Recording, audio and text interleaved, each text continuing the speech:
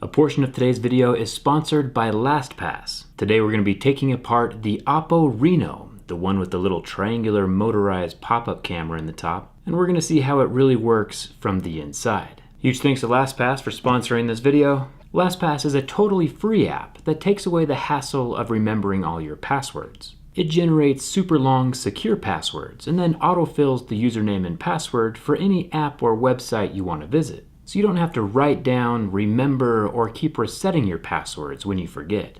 Used by millions of people, LastPass allows you to keep track of your passwords, whether on a computer or a cell phone. There is unlimited password storage and free cross-device sync, so switching between computers or cell phones is super easy. And now you won't have to be like your grandparents using the same simple password for everything. All of the passwords are encrypted and stored inside of the LastPass app. It simplifies your life. The app itself is 100% free, but if you want a few extra perks, like 1 GB of encrypted storage, it's just $3 a month. Click the link below in the description to learn more, and huge thanks once again to LastPass for sponsoring this portion of the video. Let's get started with the teardown.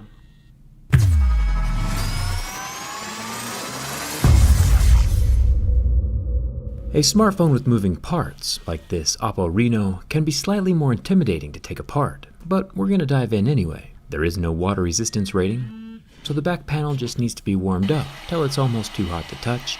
Then I can lift the glass sheet off with my suction cup while slicing through the thin strip of adhesive surrounding the outside.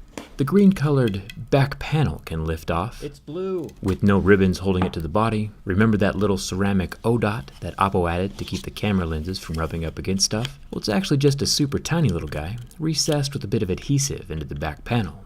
Pretty unique. Taking a look inside the phone, we have 11 normal Phillips head screws holding down the top plastic portion to the body.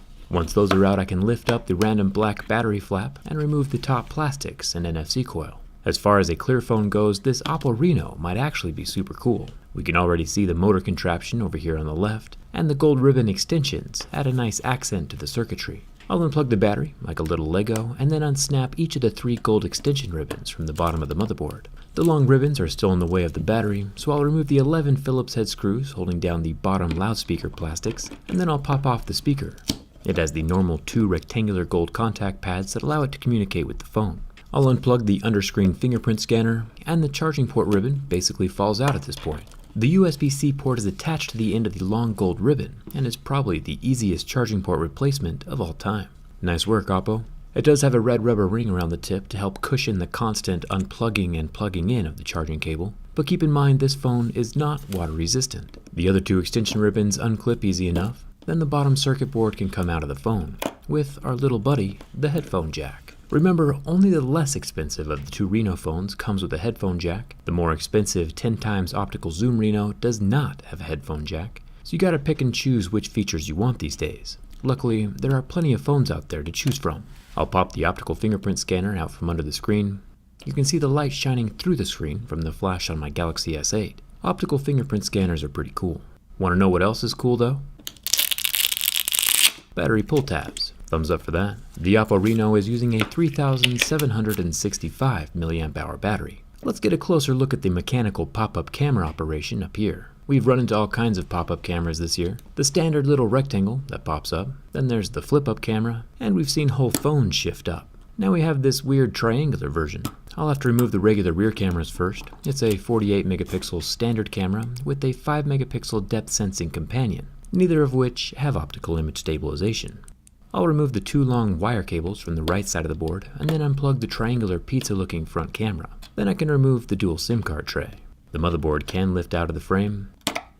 It has some normal thermal paste on the back, which helps transfer heat to the metal frame of the phone. Now for the fun stuff. The small internal motor of the Oppo Reno has 3 tiny black Phillips head screws holding it to the body. I'll gently lift off the 4 square contact pads that power the motor, then check this out.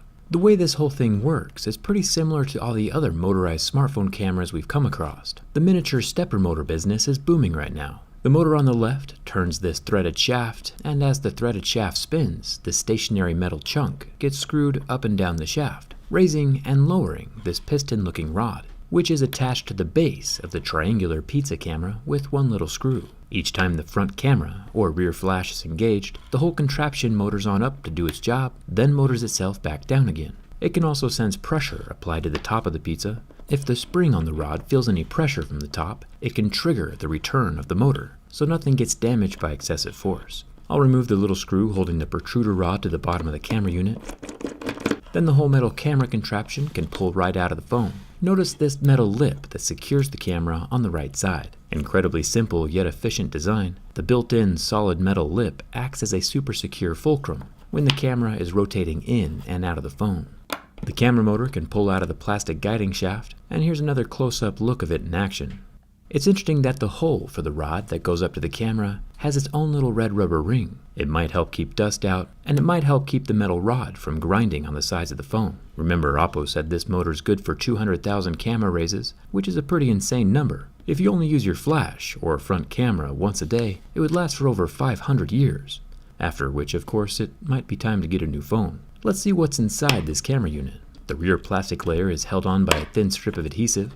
I'll fold that up, revealing the dual LED flash and 2 screws. I'll remove those and pull out the 16 megapixel selfie camera from inside the housing. And look at that. The earpiece of the phone is inside the camera unit.